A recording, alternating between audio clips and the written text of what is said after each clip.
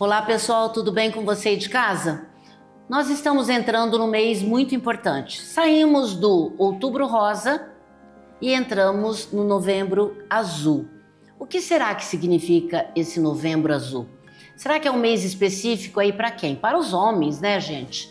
Então nós vamos falar hoje para os homens, não deixando de chamar atenta às mulheres que cuidam dos seus homens, dos seus filhos, né, do seu amigo, de alguém, de um parente seu, que vai precisar ouvir a médica que eu trouxe hoje. E falando de câncer, né, que é o mês aí que chama tanta atenção, nós devemos continuar. Terminou o Outubro Rosa, mas não esqueça, você precisa cuidar de você. Não importa se é agosto, se é setembro, cuide de você, tá? Porque quando aparece alguma coisinha diferente no seu corpo, dá tempo de cuidar, dá tempo de te salvar. Hoje nós vamos falar para os homens. E para isso eu trouxe a doutora Ana Cláudia Buiar. É isso? Esse mesmo. Esse é o seu nome? Esse é o meu nome. Que bom, é um prazer tê-la aqui. Fiquei muito lisonjeada de que você tenha recebido o nosso pedido, aceita o nosso pedido. É muito importante levar para a população, né, sobre esse assunto que tanto é falado, mas pouco entendido. Você não acha? Sim, eu que agradeço o convite por falar de uma coisa tão importante, né? De Sim. uma campanha tão importante, né? Acho que o Novembro Azul, ele é um marco, né? Pra gente não só falar de câncer, mas falar de toda a saúde do homem que acaba sendo negligenciada, né? E como é? E me diz uma coisa, Ana Cláudia, onde você atua? Eu trabalho no Hospital Universitário Evangélico Mackenzie, trabalho no Centro Integrado de Oncologia de Curitiba, no CIONC, e no Instituto Curitiba de Saúde, no ICS. E nós queremos agradecer aí o Hospital Evangélico, né, o Mackenzie, que tem dado aí pra gente a oportunidade de conversar com pessoas especialistas mesmo em cada assunto. Isso é importante para nós, viu? Saber que nós temos aí hospitais que pode nos dar esse privilégio de conversar com uma médica renomada como você. Obrigada. Me diz uma coisa, e a briga com os homens para encontrar você, como é que é? Me fala aí, todos os homens querem encontrar você ou não? Eu acho que oncologista ninguém quer encontrar, É nem verdade. homem, nem mulher, né? A gente vê muito assim no dia a dia, as pacientes falam, qual que é a tua especialidade? Vou marcar uma consulta. Não, oncologista ninguém quer encontrar, né?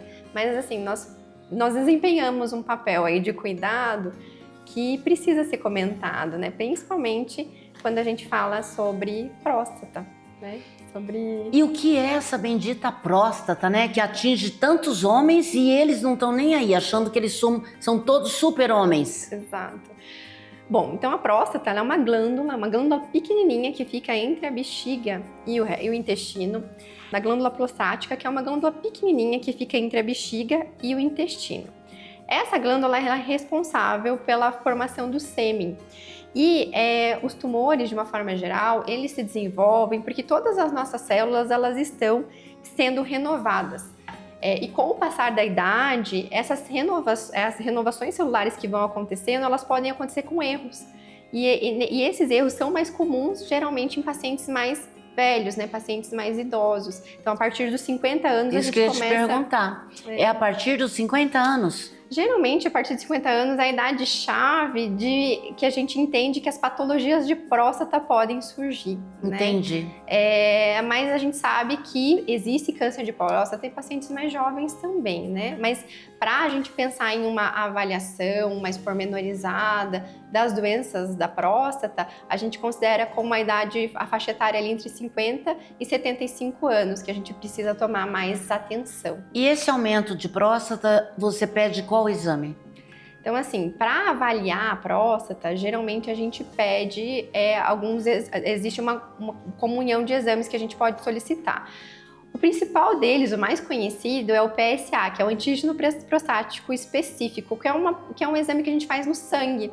É uma proteína que a próstata libera e que, quando ela tem um estado que ela está inflamada, ou eventualmente quando existe um tumor na próstata, esses níveis desse antígeno vão estar elevados no sangue. A bolinha aumenta? Cresce? A bolinha aumenta, exatamente. Só que a bolinha pode aumentar, a próstata pode aumentar por questões benignas também, né? Sim. Que é a famosa próstata inchada, que é a hiperplasia prostática, que a grande maioria dos homens vão ter no decorrer da vida, né? E a gente tem que diferenciar de um aumento da próstata por nodulação, por tumor, né? Tá, esse homem normalmente ele só vai ao médico para fazer esse tipo de atendimento se ele tiver algum problema? E quais são os problemas que ele está sentindo para procurar um médico? A maioria na verdade não deveria, né? A gente deveria procurar para uma conversa, para avaliar qual que é o período de fazer esses exames, para tentar identificar de forma mais precoce, né? Alguma patologia da próstata, mas a grande maioria acaba procurando só em casos onde já tem algum sintoma. Quais que são os sintomas? Como eu comentei, devido à próstata estar muito próximo da bexiga, se ela começa a crescer, começa a aparecer uma tumoração, essa tumoração pode apertar a uretra. O que vai acontecer? O xixi não vai sair. Quer dizer, a pessoa não sabe, mas ele entende que ele está urinando sem o jato, com menor... Como é que é? Com menor força, menor exatamente. Força. Então, como o xixi vai ter dificuldade para sair pela uretra, o jato vai enfraquecer, vai ficar mais fraquinho. Ou, eventualmente, o paciente vai ir no banheiro fazer xixi e não sai, né? Obstrução prostática. E dói? Pode doer, sim, porque daí a bexiga fica cheia, né? Ela fica toda cheia e o paciente às vezes tem que passar sonda, né? Nossa. Então isso pode realmente incomodar. Outro sinal que pode aparecer é sangue no xixi também, né? É um sinal que a gente tem que chamar a atenção. Algumas vezes pode acontecer do homem diagnosticar o câncer de próstata não necessariamente com sintomas prostáticos, mas quando o tumor já está avançado, porque o principal sítio de metástase são os ossos. E por conta... Não entendi. Quer dizer, eu tenho um câncer, mas ele vai apresentar... Ele vai apresentar células filhas. Ele pode, se o tumor já estiver avançado, ele pode crescer, ele pode mandar células filhas para outros lugares. E o principal lugar que o câncer de próstata gosta de mandar células filhas, digamos assim, que a gente chama de metástase, são os ossos. Isso quer dizer que a pessoa nem percebe e ele já foi para os ossos. Pode acontecer, em alguns casos, principalmente... Daí já é metástase. Já é o caso quando o paciente já tem um quadro metastático. Bom, então o que você está dizendo aí é que o homem deve procurar o médico independente dele urinar com força sintomas. Ou sem força. Ele tem que procurar a médica, gente. Vocês vão querer procurar só quando a coisa já aconteceu? Não pode. Tem muito homem que diz, eu não preciso, eu tenho o corpo fechado, eu não fico doente. Não é questão que fica, mas pode acontecer. E daí ser tarde, e daí já foi para os ossos. Exatamente. A ideia do rastreamento, né? Na verdade, assim, rastreamento é diferente do rastreamento para mama, que a gente orienta que todas as mulheres acima de 40 anos comecem a rastrear. E a mama também é palpável? Porque a mama é palpável, exatamente. Mas para homem é um pouquinho diferente. Porque antigamente se recomendava fazer exame de PSA e toque retal, né? Toque da próstata, já para todos os pacientes ali entre 50 e 75 anos. A gente sabe que hoje a gente tem que avaliar individualmente os fatores de risco de cada paciente. Não é para a população toda desses homens que devem ser feitos. Por quê?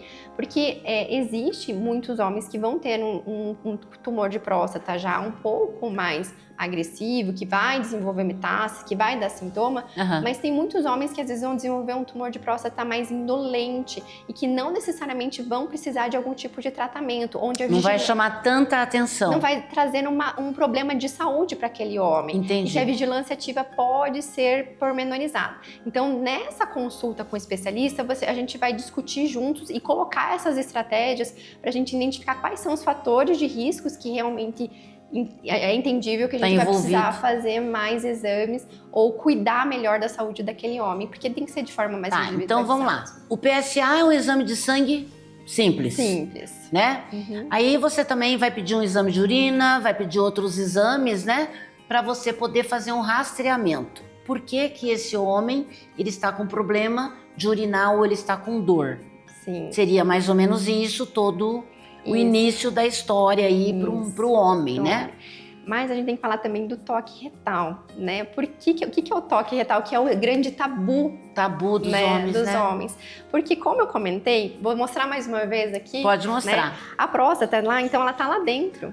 Então ela tá bem próximo à bexiga e próximo ao intestino. Então o toque retal vai permitir ao médico entender, como a senhora falou, a gente tá aqui, a mama é fácil na mulher a gente palpar. Sim. A próstata não, a gente precisa realmente entender Entrar para tocar. tocar se ela tá endurecida, se tem nodulação, se não tem. Então, realmente, é difícil a gente fazer essa avaliação sem ter uma ideia do exame físico. O exame físico da próstata envolve o toque retal, são exames complementares, o PSA e o toque retal. E hoje existem tantas formas, né, de se você fazer um tratamento sem correr o risco de você chegar ao ponto de se sentir tão humilhado ou, sei lá, que eu não vou porque vou fazer um exame horrível.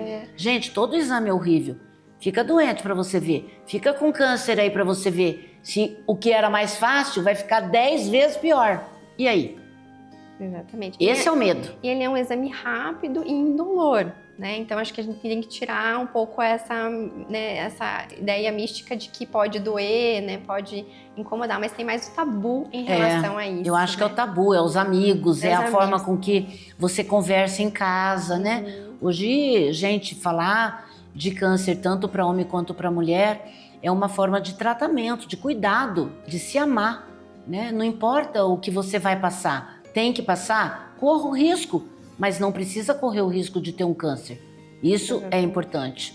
Doutora, me diz uma coisa, quando tem algo errado, como é que a gente faz esse diagnóstico e a gente leva o marido para lá, pro teu consultório? Pessoal, essa pergunta que eu tô fazendo, eu vou deixar no ar. Você aí de casa deve estar pensando, a Maria Lúcia tá certa, porque levar o homem para o consultório médico é um caos. A gente fala disso daqui a pouco. Agora a gente vai para um comercial.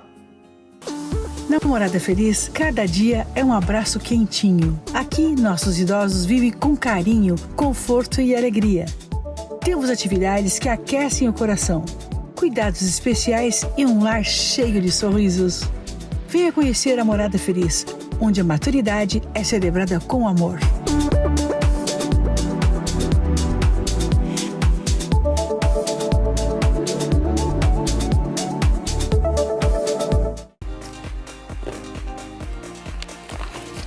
Pessoal, olha eu aqui com a Pamplona de novo. Presta atenção, pernil suíno temperado. Já estão em todos os mercados, hein? Olha esse daqui, bacon. Gente, coisa nova, não tinha esse na outra sacola que eu ganhei. Carne moída suína. E tá aí nos supermercados para você comprar. Aproveite, gente, é uma delícia, eu amei. E agora, mais essa novidade, carne moída Pamplona.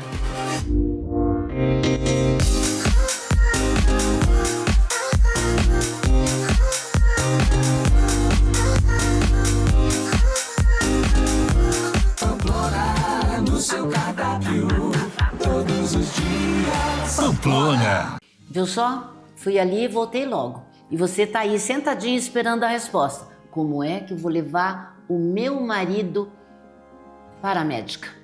E aí, doutora?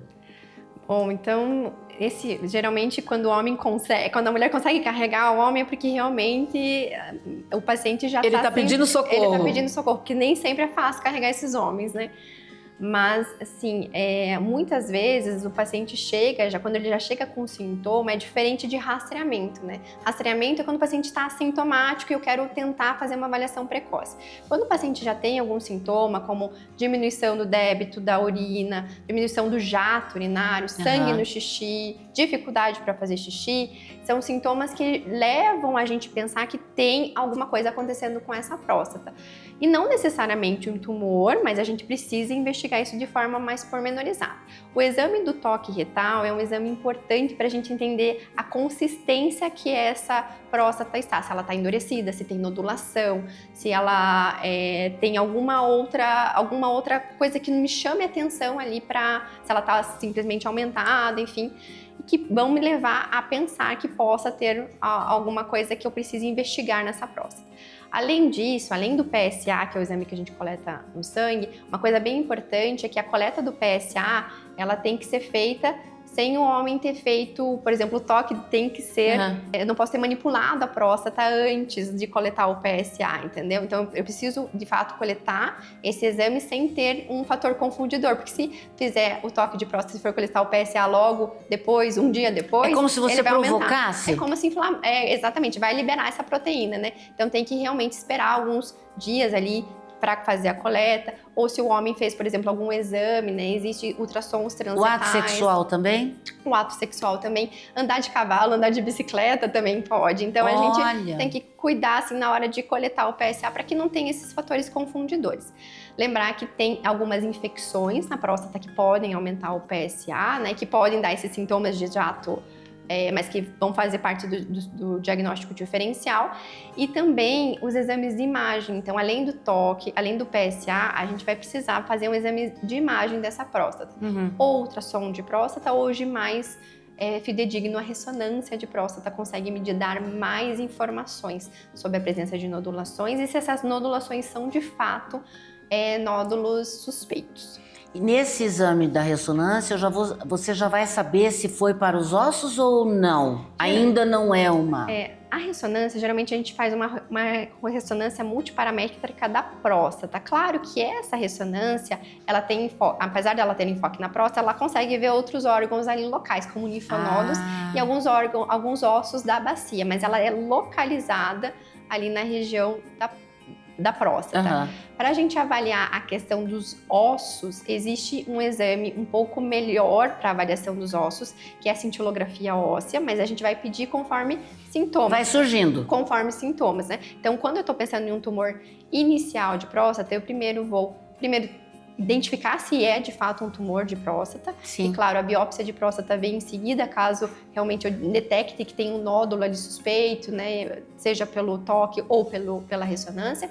E a partir daí, a partir da biópsia de próstata, então a biópsia ela vai me dar algumas notas daquela alteração da próstata. E a partir daquelas notas que eu vou conseguir determinar o meu tratamento. Se esse homem vai, por exemplo, para uma cirurgia, uma radioterapia, e claro, também eu vou precisar fazer exames do restante do corpo. Sim. Seja tomografias de pulmão, fígado e a cintilografia dos ossos, ou eventualmente até um exame um pouquinho mais fidedigno, que é o PET-PSMA, que é principalmente para pacientes que já têm um tumor de próstata um pouco maior e que possam ter chance de ter esse tumor se espalhado, exatamente. E esse exame, ele é mais fidedigno porque ele vai mostrar metástases que expressam o PSA.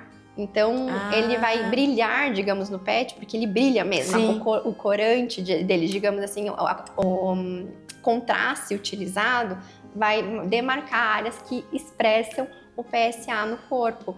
Então, ele é bem fidedigno para o câncer de próstata, para ajudar nessa identificação. Não é todo homem que precisa fazer PET-PSMA, mas a gente vai determinar conforme o diagnóstico histopatológico, né, da biópsia de próstata desse paciente. Doutora Cláudia, eu sei que a gente já falou, você já comentou, mas eu gostaria que repetisse. Por quê? Esse assunto é um assunto que tem que entrar na cabecinha daquele homem que está lá sentadinho no sofá. Ou então daquela mulher que está ouvindo e está dizendo, amor, vem cá, vem ouvir. O que a doutora está falando aqui? Esse inicial de atendimento teu, eu gostaria que você repetisse. O meu marido vai lá, ele vai estar com problema, não consegue urinar, ele sente dor, ele está sangrando. Então já é uma pessoa que você... tem sintoma. Isso. Então, já dentro desse quadro de sintoma, o exame do toque faz sentido para a gente entender como que tá a próstata, se ela tem nodulação, se ela está aumentada, enfim, né? Para a gente ter uma ideia dessa glândula. O exame do PSA a gente vai solicitar para saber qual que é o valor dessa proteína no sangue, para isso nos ajudar a definir melhor essa estratificação de risco que a gente usa para o câncer de próstata. E, a partir disso, a gente vai pedir um exame focalizado da próstata, como, por exemplo, ultrassom de próstata ou mais especificamente a ressonância multiparamétrica da próstata, porque vai me dar mais informações se aquela próstata está só inchada ou se eventualmente existem nodulações ali dentro daquela próstata. Você tocou num assunto que a gente não comentou ainda. Se ele tiver uma próstata mais volumosa, necessariamente ele não tem câncer. Não necessariamente. Ele pode ter só a próstata inchada, que é a hiperplasia prostática benigna. Aí toma um remédio, Resolve. urina normalmente. Exatamente. E não sente dor, tá Não vendo? sente dor. Exatamente. Então, procurar ajuda para identificar esses fatores é importante para a saúde do homem de uma forma geral, porque às vezes a mulher fica lá escutando ele sofrendo para fazer xixi no banheiro, né? E não vai, né? E Mas não que coisa, vai. viu? Exato. Tá, doutora. E o fator genético? O pai, o tio, o irmão, como é que é? Isso é de extrema importância, né? A gente sabe que o fato da gente ter algum familiar, algum parente de primeiro grau, né? Pai, irmãos com câncer de próstata, aumenta o risco daquela pessoa em ter um câncer de próstata de 2 a 3 vezes mais. Então, é muito importante, principalmente se esse parente tiver um câncer de próstata com menos de 65 anos. Então, esse é um homem que, apesar dele estar assintomático, é um homem que a gente tem que olhar com outros olhos para a realização desses exames. A avaliação do PSA mesmo quando assintomático, a avaliação do toque mesmo quando assintomático, e às vezes iniciando até antes dos 50 anos. A gente comenta de pacientes com 40 até 45 anos, a depender desse histórico, do grau de histórico genético, para poder já iniciar esse rastreio. Quer dizer, a busca em saber se eu vou ter ou não Um câncer de um próstata. câncer de próstata, eu preciso entender também da minha genética. Se eu tenho um irmão, eu tô falando eu, né? Claro que é a parte masculina aí do homem. Se o meu marido aí tem 40 anos e ele tem um irmão que teve próstata ou está em tratamento, independente da minha idade, eu devo fazer o exame. Deve fazer uma avaliação, porque tem um risco muito maior do que a população geral para desenvolver o mesmo problema. A gente sabe que existe na população, 10% da população, existem mutações genéticas, ou seja, que nasceram com a pessoa, né? Que tem uma mutação de um gene específico que pode ocasionar o risco aumentado de câncer de próstata, assim como que é o mesmo tipo de gene que ocasiona câncer de mama ou ovário nas mulheres. Então, se eu tenho, por exemplo, um homem que tem muitos casos de câncer de mama e ovário na família, nas mulheres da família, eu tenho que também ter um cuidado com esse homem, porque pode ser a mesma mutação desenvolvendo câncer de próstata. Independente do local. Independente do local, que é a mutação do BRCA1 e BRCA2.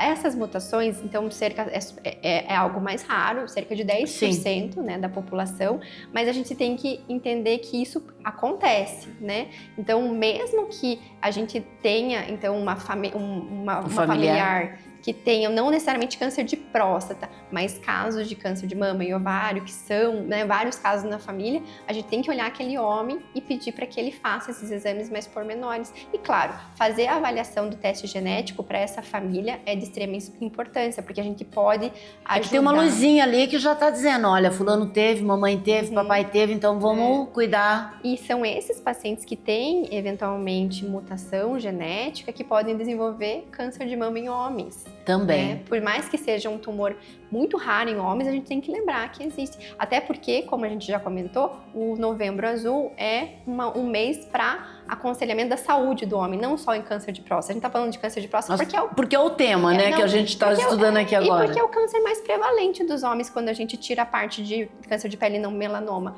que é o câncer que infelizmente mais mata homens, né? Infelizmente, né? Mas a gente também tem que lembrar que não é só o câncer de próstata, tem toda a saúde masculina que acaba sendo negligenciada durante o ano todo. Quer dizer, o check-up deve ser feito, Isso. Independente se ele tá bem, se ele não tá, tem que fazer um check-up. Uma vez por ano, ir no médico, fazer a avaliação cardíaca, urológica, sexual, enfim. Tá, então não é só o câncer de próstata que chama atenção. E o câncer de mama em homem? Então, isso é um tema que a gente precisa conversar. É outro tabu, não é? É outro tabu. A gente acha que é porque o homem não vai ter câncer de mama. É um câncer mais raro em homens, sim, mas ele existe. Ele é uma porcentagem ali é menos de 2% dos cânceres dos homens, mas que a gente precisa tomar um certo cuidado, sim. Então, geralmente ele se desenvolve como um câncer de mama em mulheres, nodulação na mama, endurecimento. Então, o homem tem que estar sempre vigilante no seu corpo. E os exames que a gente vai fazer são os mesmos que a gente faz para mulher, né? Eu acredito. Ultrassom, mamografia, apesar de ser um pouco mais difícil, né? Porque Mas precisa fazer. Precisa fazer. E o que o homem pode fazer aí no dia a dia para reduzir esse risco de ter câncer? Ou de próstata, ou de mama, ou, né? O que ele tem que fazer? A gente sabe que dieta e exercício físico é o maior aliado na redução do risco de câncer, seja de câncer de próstata, de intestino, câncer de mama. A gente sabe que ter uma alimentação regrada, com mais fibras, com vegetais, reduzir a quantidade de gordura, para a gente controlar fatores de risco como obesidade, redução ou, se possível, cessação do tabagismo, né? E também a redução do uso de bebidas alcoólicas. A gente sabe que tudo isso são fatores pró-inflamatórios, né? Uma alimentação desregrada. Mas alimentação, exercício físico, menos álcool aí, porque não adianta, né? A gente fala, vou tomar uma cervejinha no final de semana, né? Cuidado aí, hein, gente? Cigarro influencia sim no câncer. São fatores que a gente consegue modificar. Tudo que a gente falou aqui, idade, fatores genéticos, raça, né? A gente sabe que pacientes com descendência africana são pacientes que têm mais risco para câncer de próstata e câncer de próstata mais agressivos. São fatores que a gente não consegue mudar, mas Sim. Fatores que a gente consegue mudar, vamos mexer, lá, vamos lá, exatamente. vamos à luta, né? Então, pessoal, olha, não é tão difícil a gente fazer se amar, né? Essa é a verdade. Quando eu trouxe a médica aqui, eu queria realmente que ela falasse alguma coisa para você deixar de achar que fazer o exame de toque ou fazer o exame de mama, né, ou qualquer tipo de exame vai deixar você menos viril. Muito pelo contrário. Se você tiver uma próstata aí inflamada, com vários problemas, aí sim que você vai ter problema, né? Então, por que não procurar a doutora, ver exatamente o que pode ser feito para que você não tenha nem corra o risco de ter câncer de próstata, que é o que nós estamos falando hoje. E como a doutora mesmo disse, qualquer câncer é um câncer, não importa aonde e o que se faz, mas precisa prevenir, precisa se cuidar. E você que é homem, tem sim que se cuidar, porque senão você vai deixar a tua mulher linda e maravilhosa. Eu espero você no próximo programa. Até lá!